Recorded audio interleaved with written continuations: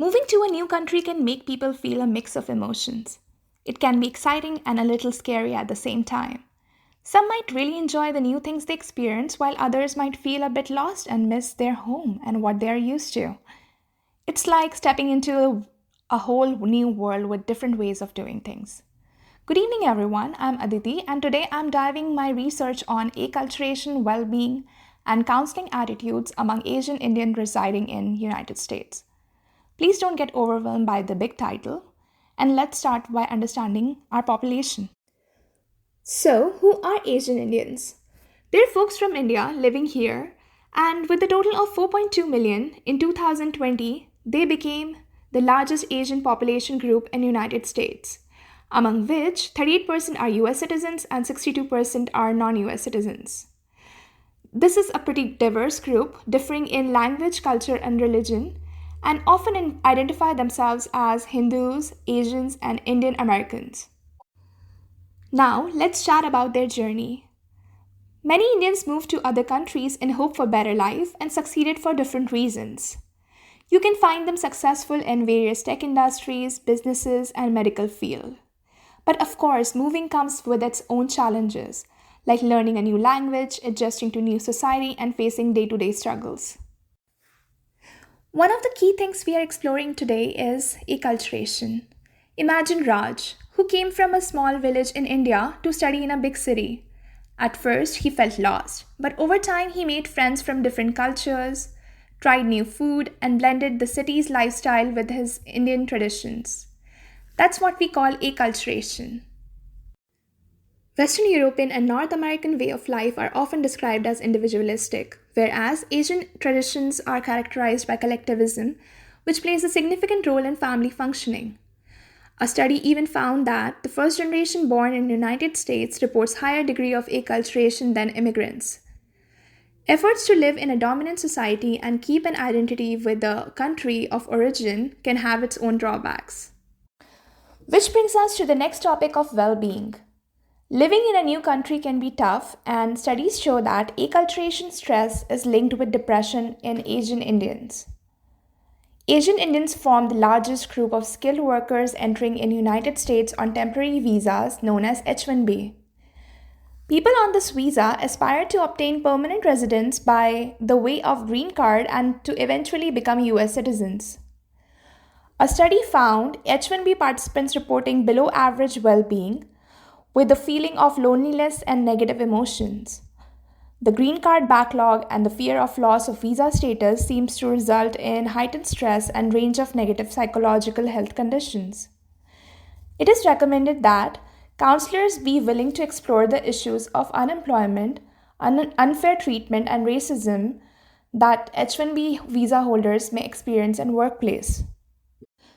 Which brings us to the last topic of our study: attitude towards counseling among this population. In Asian cultures, emotional self-control is valued, and there is often a stigma around mental health.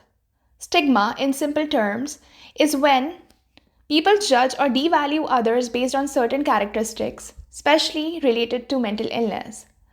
Studies have shown Asian Indians might underreport PTSD and trauma. However, the first generation tends to have more favorable outlook about counseling than immigrants. Understanding these cultural beliefs is essential for counselors to build successful relationships. We noticed that many Asian Indians in the United States don't really use mental health services. We were curious if things like their quality of life, how they feel mentally, what they think about counseling, and their citizenship status play a role in that. We are diving into it to see if there is a difference between Asian Indian adults born in the United States and those born in India. Figuring all this out can help people who work in immigrant communities, like those of human services, better understand the journey and possible impacts of immigration. Now, let's talk predictions. We assume that where someone is born, whether in US or in India, is a big deal in how they adapt, how they feel, and if they are open to counseling. We are betting that Asian Indians born in US probably will have higher well-being levels than those born in India. And we are guessing that the more someone adapts to US culture, the more they are into counseling. So, How did we figure all this out? First things first, we need people for our study. We got permission from the university and then we spread the word in few ways. We put up the flyers in 8 temples around Austin, Texas, and we sent out the invitation through email in Indian organizations in the area. In those emails, we explained what our study was all about and included the link to our survey. We asked the leaders of the organization to pass the info along their members. Now, we made sure everything was legit by having participants sign the informed consent document. It spelled out what the study was for, its benefits, and how we would keep everything confidential. And to sweeten the deal a little bit, we offered a chance to win $25 Amazon gift card for those who completed the survey. The whole survey took about 25 to 35 minutes to finish. Everyone who participated in the study was between the age of 18 and 50 and spoke English. We got response from 100 people, which we split into 2 groups, US-born Asian Indians and those born in India. From this bunch, we randomly picked 20 people each using a mix of stratified and snowball sampling. Now, as for what we are studying, we had 4 main things on our plate. The big player, our independent variable, was place of birth, whether the participants were born in US or in India. Then we had 3 dependent variables we are looking into: acculturation, well-being, and attitude towards counseling. To measure that, we used various instruments that you can see here. For the demographic questionnaire, we gathered the information pertaining to age, nationality, country of birth, current employment status, and current immigration status. So we took all the information we gathered and put it into SPSS to figure things out. SPS is like a super smart tool to help us understand the data better. It gave us a summary of the results, which we are going to discuss next. Now let's dive into the results. A statistically significant difference in acculturation level was found between 2 groups. The effect size underlines the practical significance, indicating that individuals born in US experience higher acculturation compared to foreign counterparts. These findings align with existing literature on acculturation in Asian Indians, which you can see through the image here.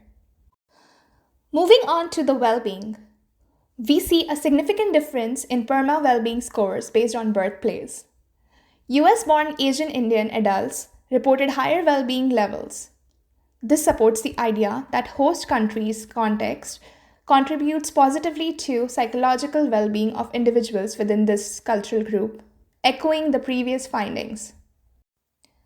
Shifting our gears to attitude towards counseling, the results are particularly compelling. A significant difference was observed with US-born Asian Indian adults holding the more positive attitudes. These findings are consistent with the previous study emphasizing birthplace influence on perception of mental health services. Now let's talk about correlation analysis. Unfortunately, there wasn't a significant relationship between acculturation and counseling attitudes. This suggests that while we examine these variables separately, their association in the sample doesn't allow us to reject the null hypothesis. Future research may explore additional factors influencing this relationship within Asian Indian adult population. However, it is crucial to acknowledge the study's limitation. The cross-sectional nature and reliance on online data collection pose challenges. Future research could benefit from longitudinal designs and qualitative methodology to deepen our understanding of acculturation experiences. In conclusion, this study adds valuable insights to growing literature on acculturation and mental health among Asian Indian adults. The multifaceted relationship among place of birth and the variables that we studied provide a nuanced perspective. The implications of these findings are substantial, as they underscore the importance of considering cultural context and birthplace when designing interventions or mental health programs for Asian Indian adults.